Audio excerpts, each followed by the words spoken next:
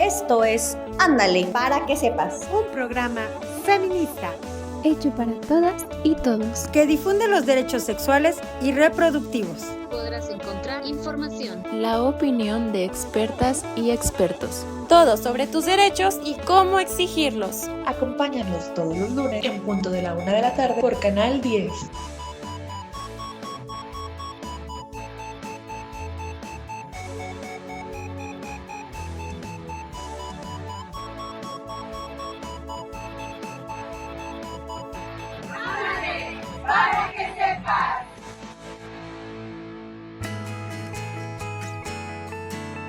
Bienvenidas y bienvenidos una vez más a su programa Ándale para que sepas. En esta ocasión es un programa muy especial y estamos de manteles largos y muy contentas porque está con nosotras la doctora Rosa María Valles.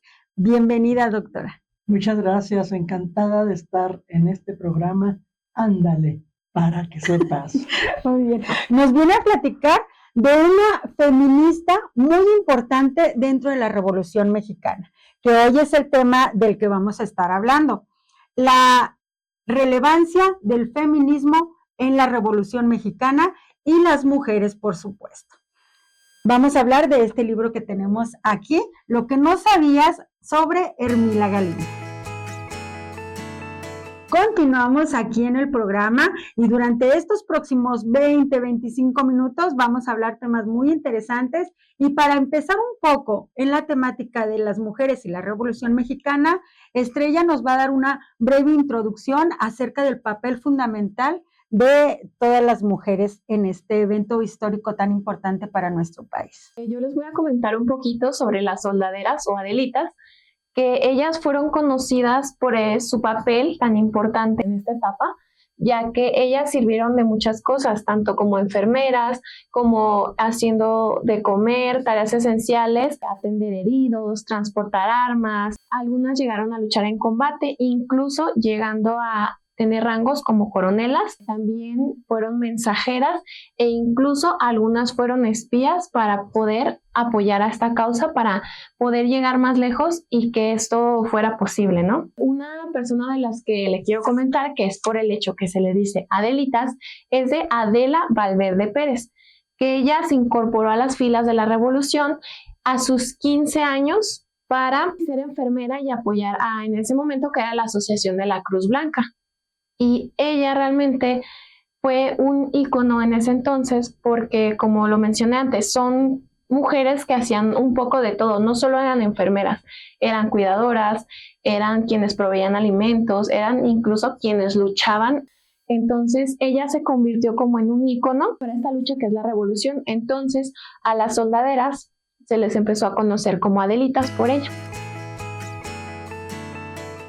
No podemos seguir sin mencionar a nuestros patrocinadores: Instituto de Educación y Cultura Alejandría, Asociación Civil Si Hay Mujeres en Durango y Fondo Semillas. Recuerda, este programa está hecho por alumnas egresadas de este instituto.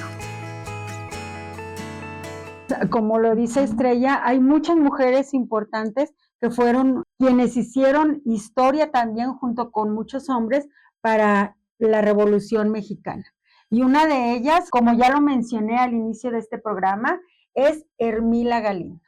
Y ella es considerada la feminista más relevante de la Revolución Mexicana. Por ello tenemos aquí a la doctora Valles y les voy a dar una breve semblanza de la doctora. Bueno, ella es doctora en Ciencias Políticas y Sociales por la UNAM, docente con más de 30 años impartiendo y compartiendo sus conocimientos. Entre sus trabajos están más de 50 libros también. Es investigadora del Sistema Nacional SNI, nivel 2, y muchísimas virtudes y más que podríamos hablar de ella, pero bueno, en esta ocasión vamos a centrarnos en este libro. Si nos pudiera decir, ¿quién es Hermila Galindo? Bueno, mire, hablar de Hermila Galindo es hablar de un tema apasionante. Es hablar de un personaje que conocí hace 15 años y lo conocí de la manera más insólita, porque yo estaba tomando un café aquí en Durango, en el Hotel Casablanca, con un amigo, y ese amigo me dijo el ingeniero Emiliano Hernández Camargo.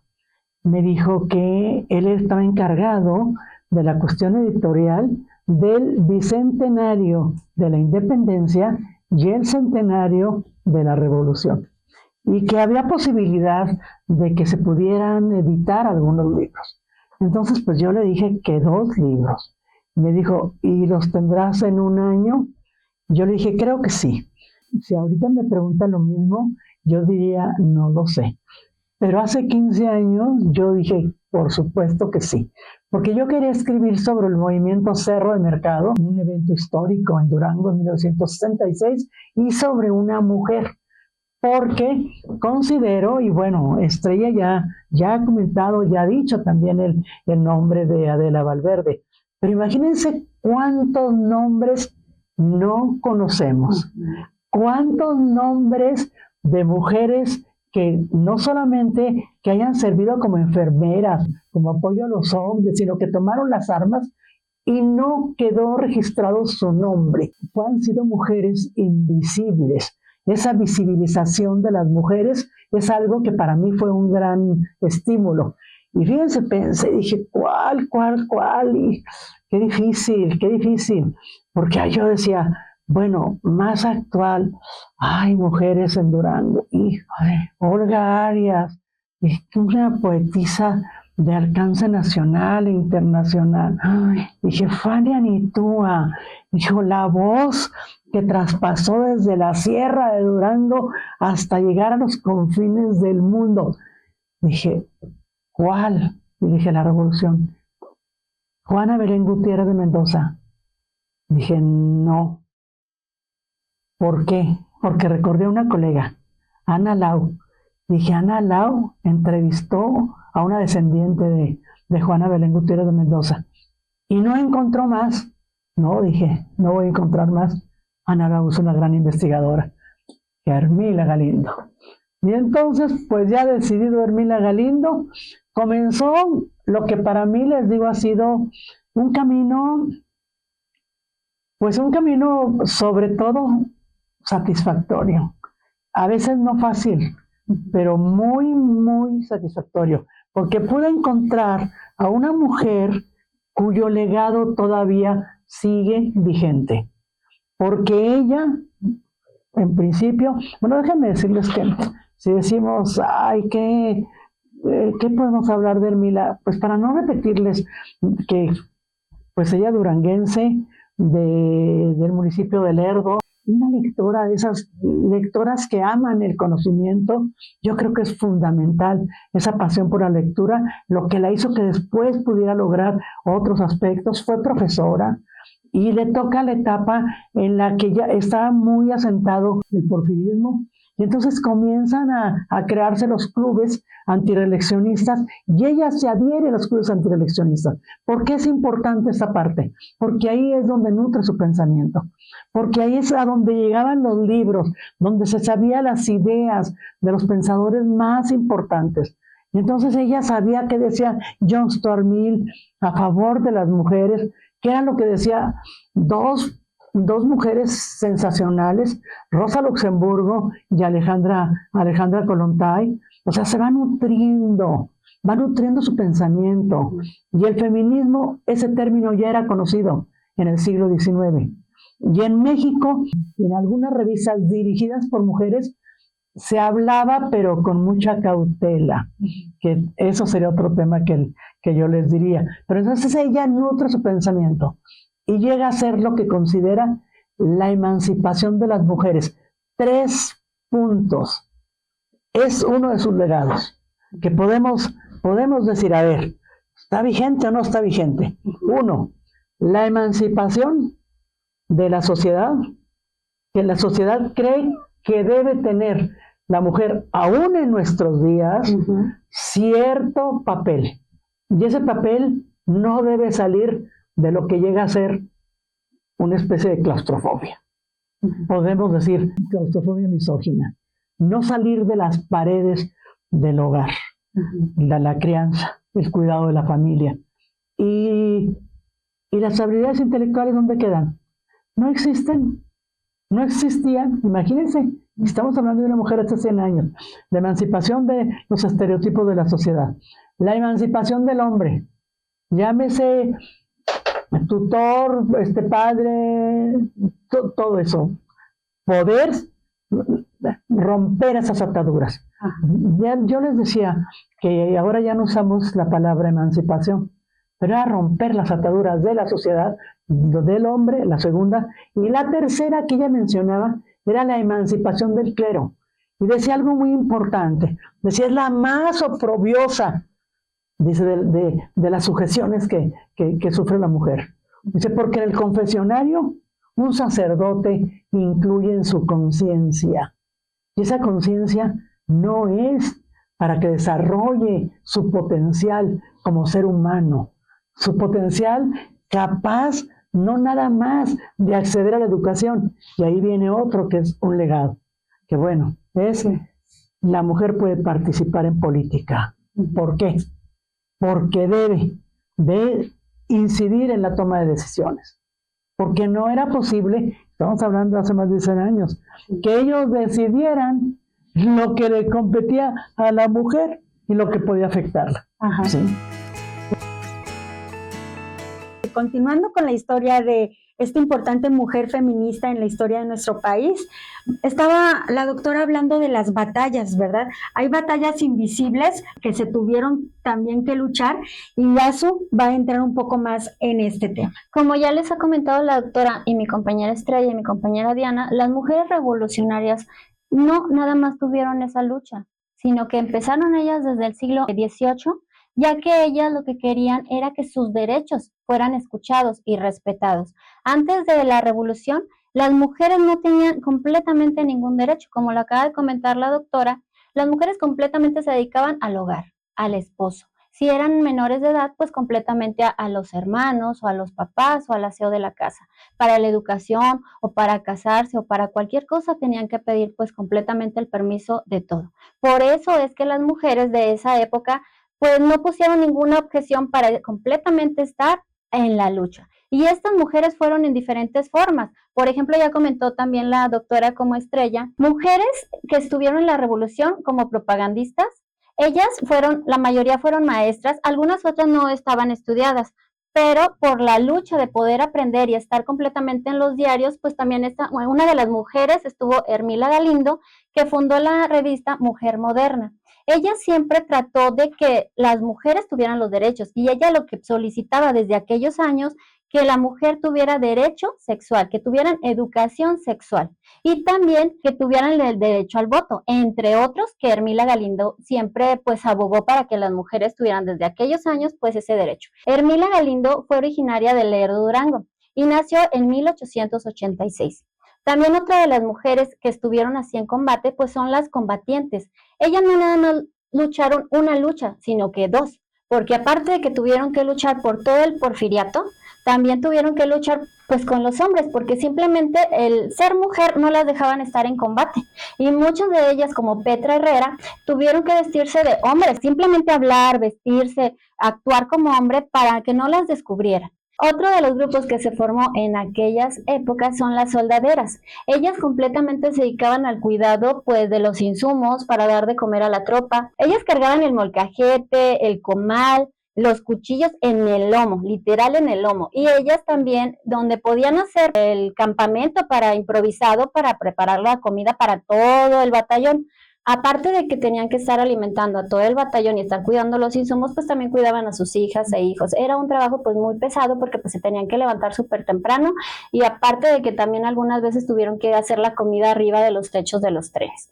Las Adelitas es un conjunto de todas las mujeres que les estoy hablando, porque ellas completamente se tuvieron que poner el fusil para salir a luchar, igual que pues también como enfermeras, como cuidadoras. Como decía la doctora, muchas mujeres no son relevantes o no se han hablado de ellas en los libros de historia, precisamente porque la historia de la revolución pues la escribieron los hombres, y las mujeres las han dejado no como protagonistas, porque si ellos hubieran hablado de las mujeres entrarían en un conflicto pues de lucha de género. ¿Por qué? Por todo lo que estaba viviendo las mujeres que no completamente pues no tenían derechos. A partir de que se hizo la Constitución de 1917, pues ahí quedaron implantados pues los primeros derechos de las mujeres. Pero a partir de cuando fue el fallo para que las mujeres pudiéramos votar, que fue en el año de 1953, el 17 de octubre, pues ya tuvimos ese derecho, pero aunque ya tuviéramos ese derecho, muchas mujeres no pudieron salir a votar, precisamente por lo que al principio les comenté, porque los mismos papás o los esposos pues las reprimían o hasta las llegaron a golpear. Pero en la actualidad, en este año 2025, pues las mujeres ya tenemos el derecho gracias a esas mujeres que hicieron historia, que entregaron su vida, que entregaron todo para poder estar nosotros en la actualidad con los derechos. Nosotros podemos ya llevar a nuestras hijas e hijos a la escuela, nosotros podemos decidir dónde podemos estudiar, nosotros podemos decidir qué anticonceptivo elegir, nosotros ya podemos ir a votar y de hecho ya pues tenemos una presidenta que en la actualidad aquí en México pues es mujer. Así es muy importante porque como se ha estado comentando aquí, la batalla de las mujeres iba más allá del campo, era ideológica, ¿verdad? De las mujeres no solo somos para estar en la casa, no solo somos para lo que los hombres deciden o quieren o piensan que pueden ser las mujeres. Es muy importante todo esto que se sepa, que se le dé voz, que cada vez más se conozca entre la sociedad y entre nosotras mismas, ¿verdad? O sea, por ejemplo, ¿cuántas mujeres, si preguntáramos ahorita en Durango, cuántas de ellas conocemos a Ermila Galindo? Ya ni siquiera la historia y la biografía como la tiene muy perfectamente conocida la doctora Valles. Y un dato curioso que les voy a mencionar precisamente con respecto a la biografía de Ermila es que en el 2021 el Banco de México reconoció a la doctora como biógrafa de Ermila Galindo. Precisamente por todos estos conocimientos. Sí, bueno, miren, es que hablar de Ermila, como les dije desde el principio, es un tema apasionante y para mí vital. Ha llegado a formar parte de lo que quiero incluso seguir haciendo. Pero miren, yo hablo de los minutos impredecibles para decirles qué minuto impredecible fue importante para Ermila. Como oradora del club, Abraham González le dio un discurso al primer jefe del ejército constitucionalista, encargado del Ejecutivo Federal. Estamos hablando de don Venustiano Carranza, que como todos sabemos, pudo derrocar a Victoriano Huerta, quien a la vez mandó a asesinar al presidente Francisco Madero y José María Pino Suárez. Pero ya cuando Venustiano Carranza logra establecer lo que él llamó el constitucionalismo, porque tiene que ver con la Constitución de 1917, entonces escucha hablar a Ermila, que le da un discurso cuando él tiene 55 años, cumple 55 años, y ella es oradora, pero conoce a una mujer que él seguramente jamás imaginó que se iba a encontrar a un personaje y mujer de ese calibre, con ese conocimiento de la problemática del país, con esa oratoria convincente, contundente. Entonces la invita a ser su secretaria particular. Y bueno, yo digo que fue uno de los minutos impredecibles, entre otros muchos, de Ermila Galindo. Porque a partir de que es secretaria particular de Venustiano Carranza, se dedica a crear consejos feministas por todo México, por acá, por allá, por diferentes partes, con la idea y el objetivo de hacer un consejo feminista nacional y con una característica, que comenzó a invitar a las lideresas de América Latina, Europa, Estados Unidos, hasta Asia. Imagínense, en aquella etapa, todo a través de cartas, todo a través de lo que era la valija diplomática. O sea, ella sabía que estaba en un lugar que le daba cierto poder, y no cierto, mucho poder, y le hacían caso. Entonces, hace Mujer Moderna, y en Mujer Moderna ahí están las cartas. Y pues tenemos un libro que es uno de los 6 libros ya con sobre Ermila Galindo, que es el discurso de Mujer Moderna, la primera revista feminista del siglo del siglo XX. Y entonces ahí se expone ya todo el intercambio que tiene con las lideresas. Pero imagínense nada más, yo pude ubicar a 59 lideresas para ese consejo que ella quería hacer. Eso es, su revista es de 1915 a 1919. Se publicaron 102 números. Y bueno, volviendo a lo que decía Diana, lo del Banco de México. Pues miren, comencé a trabajarlo en 2009. Sale la primera edición en 2010. Entonces, en todos los congresos a los que yo asistía, luego decía, bueno, es sobre mujeres, hablo sobre Hermila. Y así anduve por diferentes partes de México. Luego después, había congresos en algunas partes de América Latina y ahí voy yo con Hermila Galindo. Y luego fíjense nada más lo que nos pasa luego. Me di cuenta que, pues yo decía, ella fue originaria de Durango, de Lerdo, todo eso. Pero entonces yo ponía el mapa de México. O sea, en varios congresos fuera de México, yo ponía en las diapositivas, ponía el mapa de México y luego resaltaba Durango para que supieran dónde estaba Durango, de qué lugar del país, y les decía, es el corazón de México. Vean ustedes, es la forma del corazón, y de ahí era esta mujer. Y llamó mucho la atención a nivel latinoamericano. Tuve una gran oportunidad por lo lejos que está de nosotros en la cotidianidad, ¿sí? Que fue un congreso de la Asociación Mundial de Mujeres Periodistas y Escritoras. En ese momento yo representaba el capítulo México, y entonces fuimos a Taiwán. Y entonces en Taiwán no saben el interés que había y que hubo sobre Hermila Galindo. Para entonces, pues yo tenía la segunda edición. Y el problema de trasladar libros. Yo me acuerdo que hicimos una conexión y, bueno, como 24 horas para llegar allá a Taiwán. Y luego pues, la maleta, pues, era una maleta chiquita. Yo llevaba como 20 libros, nada más. Y si vieran el interés de las... En ese momento él les da una anécdota. Me toca hablar. Y entonces yo dije, ¿qué voy a hacer? ¿Cómo voy a hablar? Tengo que dar un saludo correcto y todo. Y pues repite en inglés 2, 3 párrafos y casi grábatelos de memoria para que te puedan entender. Y entonces pues yo estaba hasta casi repitiendo, no sé, internamente, para poder saludar correctamente y que me entendieran y que no sé qué. Y para esto yo había hecho la presentación en español y en inglés, pero sabía que la estaba leyendo en inglés. Pero había mucho interés. Y entonces llega un momento en que se acerca un colaborador del embajador de Taiwán en México. Me dice de parte del señor embajador, que si quiere hablar en español, dice, y que le traduzcan al chino, mandarín y al inglés. Imagínense. Yo dije, pero no, hagan de cuenta unos minutos antes de que yo tuviera que hablar. No, lo que me sirvió es que hablar uno en su propio idioma es otra cosa. ¿A poco no? Y entonces hubo un gran interés. Y yo decía, y los 20 libros se quedaron allá. Porque le pedía a uno y preguntaban, y luego me hacían la traducción y yo les explicaba, bueno. Recuerda seguirnos en nuestras redes sociales como son Facebook, Instagram y X como Ándale para que sepas TV. Y si te perdiste de nuestros programas, búscanos en nuestro canal de YouTube Si hay mujeres en Durango. Continuamos.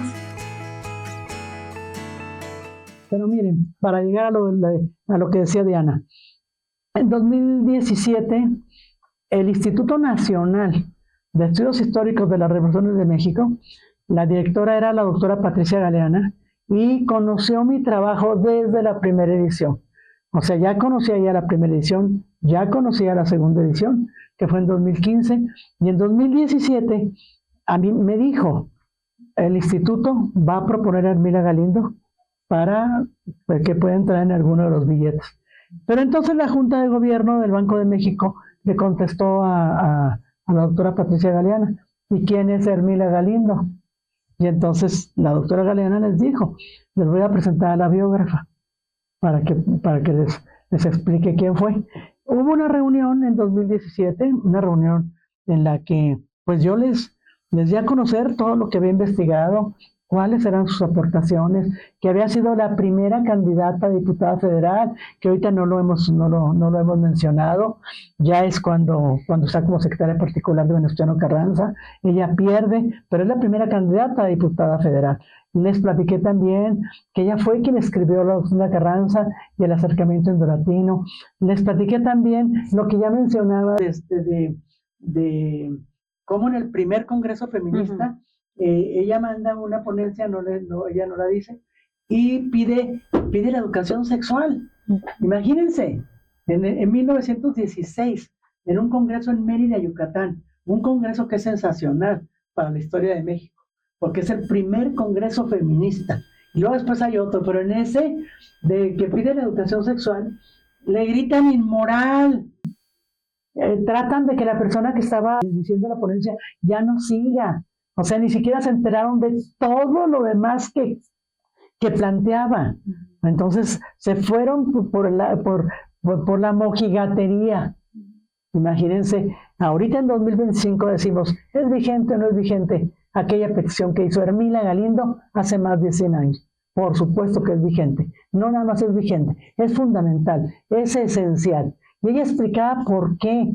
Pero entonces en el segundo congreso pues se defiende, ¿no? Pero todo esto es más, pues les platiqué al Banco de México y entonces me dijeron que no sabían todavía la resolución de la Junta de Gobierno, porque pues estaban estudiando los personajes en todo el país. Que si llegara a quedar Hermila Galindo, si yo tenía alguna imagen, pues yo ya llevaba una memoria con todas las fotografías, las que existen sobre Hermila, que fue las que yo pude conseguir con la hija de Hermila Galindo. Entonces les di la memoria y les dije, miren, esta, y es la que apareció en el billete, que es la que está en la primera edición, nada más que la primera edición, la pintura la hizo la destacada pintora duranguense María Teresa Galván y la hizo a colores, pero la original es en blanco y negro, y es la que salió en el billete.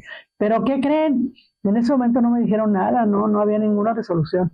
Y en 2018 tampoco supe yo nada. Y hagan de cuenta, pues realmente ya yo no estaba pensando, ¿irá a salir o no irá a salir? No, estaba trabajando y haciendo otro tipo de actividades.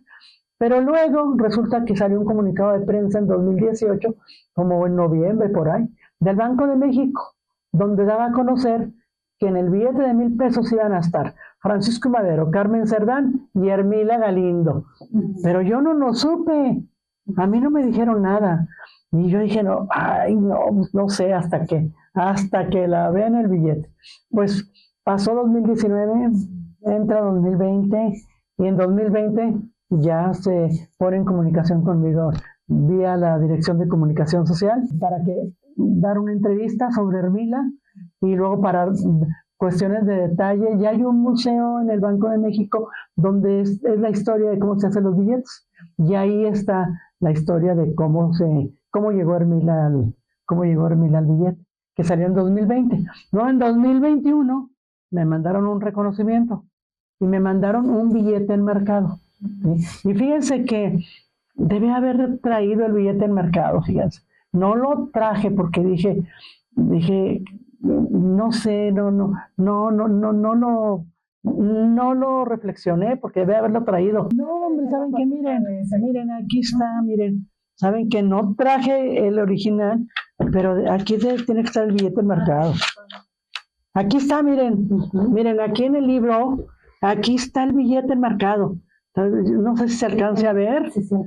Miren, ahí está, aquí arriba. En medio está, miren, nuestro personaje.